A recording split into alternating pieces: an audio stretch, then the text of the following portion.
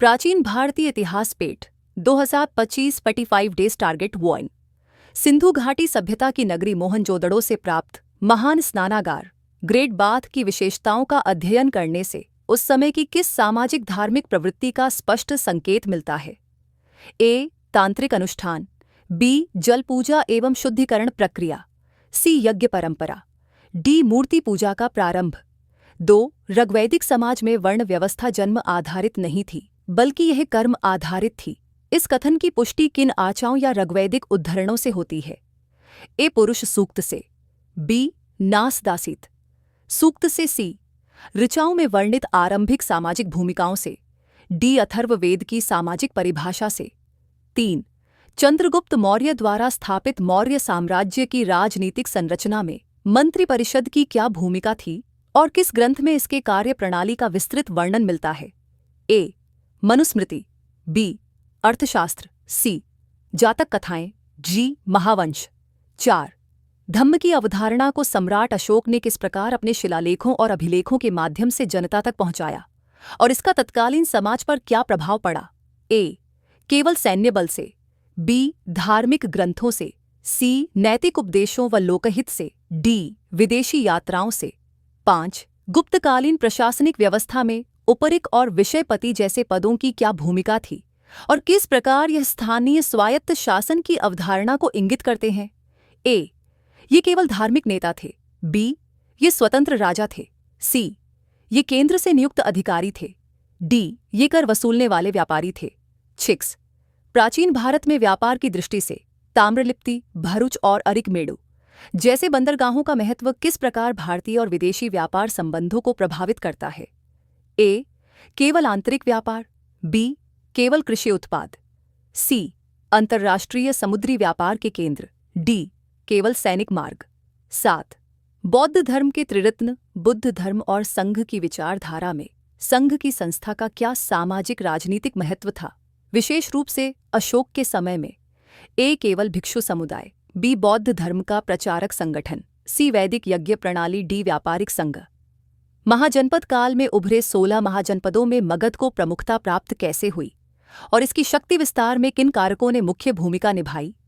ए. भूगोल, सैन्य और नेतृत्व, बी. धार्मिक सुधार, सी. व्यापार घाट, डी. विदेशी सहायता। 9. सम्राट समुद्रगुप्त को भारत का नेपोलियन कहा जाता है। इस उपाधि का आधार क्या है और किस ऐतिहासिक स्रोत ने उनके विजयों का विवरण सबसे पहले प्रस्तुत किया? ए. ह्वेनसांग की रिपोर्ट, बी. प्रयाग प्रशस्ति, सी. बाणभट्ट की हर्षचरित, डी. गुप्तकालीन शिलालेख। 10. ऋग्वेद की भाषा और छंद की विशेषताओं का तुलनात्मक अध्ययन यदि किया जाए तो वैदिक संस्कृति के किन 4 प्रमुख तत्वों की पहचान की जा सकती है? ए. युद्ध, कृषि, पर्यावरण, गाय, बी. यज्ञ, मंत्र, संगीत, देवता, सी. वेदांग, उपनिषद, पुराण, धर्मसूत्र, डी. मूर्ति, नगर, सिक्के, धातु, ग्यालवन। नालंदा विश्वविद्यालय के शैक्षणिक ढांचे, पाठ्यक्रम और छात्रवृत्ति प्रणाली को किस चीनी यात्री ने वर्णित किया और उसका विवरण किस दृष्टिकोण से ऐतिहासिक रूप से महत्वपूर्ण है? ए. फाहियान, सामाजिक, बी. इत्सिंग, धार्मिक, सी. ह्वेनसांग, शैक्षणिक, डी. पाणिनि, व्याकरणिक। 12. अशोक द्वारा बौद्ध धर्म को अपनाने के पीछे कौन से ऐतिहासिक और सामाजिक कारण थे और कलिंग युद्ध के बाद उनके जीवन में क्या परिवर्तन आया? ए.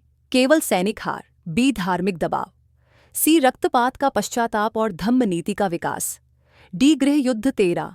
प्राचीन भारतीय समाज में स्मृति ग्रंथों की भूमिका केवल धार्मिक नहीं थी बल्कि सामाजिक संवैधानिक दिशा देने वाली थी। इसे किस प्रमुख स्मृति ग्रंथ से स्पष्ट किया जा सकता है? ए. अथर्ववेद, बी. मनुस्मृति, सी. आरण्यक, डी. धम्मपद। 14. तक्षशिला विश्वविद्यालय की शिक्षा प्रणाली किन किन क्षेत्रों में विशिष्ट मानी जाती थी और किस विदेशी यात्री ने इसे उल्लेखित किया? ए. फाहियान, गणित, बी. पाणिनि, व्याकरण, सी. कनिष्क, दर्शन, डी. बाणभट्ट, खगोल। 15. हड़प्पा संस्कृति में पाई गई ग्रेनरी सन्नागार संरचनाओं का अध्ययन किस बात का संकेत देता है जो उस काल की आर्थिक संरचना को उजागर करता है? ए. शिकार आधारित जीवन, बी. वनों की खेती, सी. संगठित कृषि और भंडारण व्यवस्था, डी. जंगली जीवन। 16. पाटलिपुत्र नगर किस काल में अपनी प्रशासनिक और सांस्कृतिक दृष्टि से चरम पर पहुंचा और उस समय इसकी भौगोलिक स्थिति का क्या महत्व था? ए. गुप्त काल, मध्य भारत, बी. मौर्य काल, गंगा सोन संगम, सी शुंग काल, विंध्य क्षेत्र, डी नंदवंश, सिंधु तट। 17 बौद्ध धर्म के विकास में महायान और हीनयान संप्रदायों का विभाजन किस ऐतिहासिक कालखंड में हुआ और इसका मूल कारण क्या था? ए प्रथम संगीति, बी द्वितीय संगीति, सी चौथी संगीति। धार्मिक व्याख्या का भेद, डी कनिष्क का राज्यारोहण। 18 निष्क, शतमान और कर्षा जैसे प्राचीन भारतीय मापन और मुद्रा प्रणाली के शब्द किस कालखंड से संबद्ध हैं और क्या दर्शाते हैं? ए वैदिक काल, धातु मापन, बी बौद्ध काल, भूमि मापन, सी गुप्त काल, कर, डी सिंधु काल, व्यापार मार्ग। 19 कौटिल्य का अर्थशास्त्र केवल एक आर्थिक ग्रंथ न होकर तत्कालीन भारतीय समाज और राजनीति का व्यापक दस्तावेज भी है। इस कथन का समर्थन किन अध्यायों द्वारा किया जा सकता है? ए केवल कर नीति, बी विदेश नीति और गुप्तचर व्यवस्था, सी धार्मिक नीति, डी युद्ध नीति। 20 शुंग वंश के पतन के बाद कौन से क्षेत्रीय शक्तियां उभरी जिन्होंने भारतीय उपमहाद्वीप में कला, धर्म और संस्कृति को नया स्वरूप दिया? ए वाकाटक सातवाहन, बी नंद, शक, सी मौर्य कुषाण, डी शुंग गुप्त। 21 अशोक द्वारा स्थापित स्तंभ लेखों में प्रयुक्त भाषा और लिपि का चुनाव किस कारण हुआ और इससे उनकी नीति का क्या संकेत मिलता है?